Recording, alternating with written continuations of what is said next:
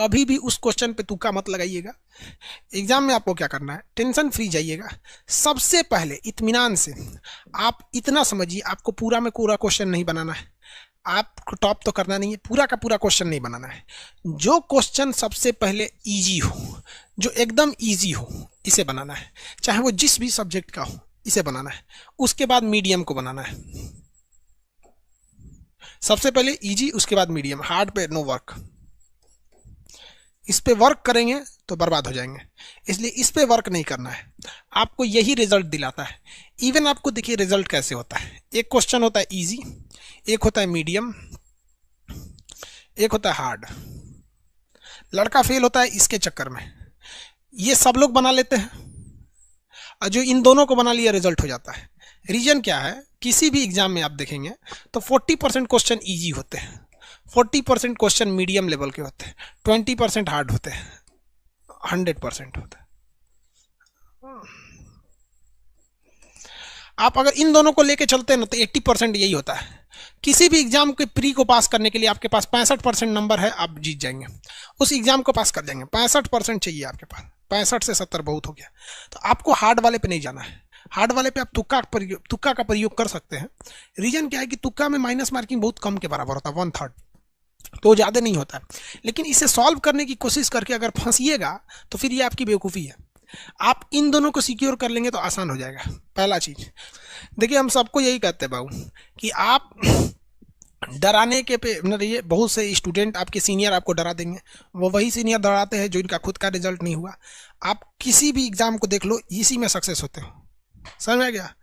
हम आपको तो कहते हैं ना कि यूपीएससी में भी तुक्का चलता है, उसके भी तरीके होते हैं।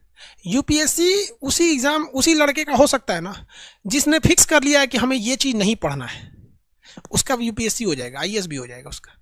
लेकिन उसी लड़के का आईएएस कभी नहीं हो सकता है जो साला ये सोच ले कि हमको सब पढ़ना है, कहीं से नहीं छोड़ना है। उसको कभी नहीं हो सकता। लिख के रख लो कि वो इंसान कभी यूपीएससी या पीसीएस का एग्जाम, चाहे वो बिहार पीसीएस हो या जेपीएससी हो या मध्य प्रदेश, कभी नहीं निकाल सकता। वो पीसीएस का भी एग्जाम, जिसने ये सोच लिया हमें सब पढ़ना, हमें नहीं पढ़ना है, हमको नहीं पढ़ना है ये चीज़, बस आपका रिजल्ट होगा। रीजन क्या है यार कि 20% के चक्कर में हम अपना 80% क्यों गंवाएंगे? और आपको एक जान के ताजुब होगा, ये 20% है ना, इसमें अगर आप तुक्का मारिएगा तो कम से कम 5% सही हो जाएगा। बिना पढ़े भी अगर तुक्का मारेंगे 5 इसमें तो सही हो जाएगा, क्योंकि आप प्रोबेबिलिटी निकालिए ना, 4 ऑप्शन रहता है ना, 4 ऑप्शन, तो 4 ऑप्शन में प्रोबेबिलिटी 1/3 की होती है, 5% तो ऐसे ही सही हो जाएगा। हाँ, हम ये कहते हैं कि आप 80 में 80 थोड़ी % सही कर पाएंगे। अच्छे से पढ़िएगा, इसमें कम से कम आपको इसमें 60% तो सही करना ही चाहिए। 60% यहाँ से ले लेंगे, 5% तुक्का से ले लेते हैं, हो जाता है। और दूसरी बात, तुक्का लगाने के लिए कभी भी उस क्वेश्चन पे तुक्का मत लगाइएगा जिसके बारे में आपको कुछ भी नहीं पता है।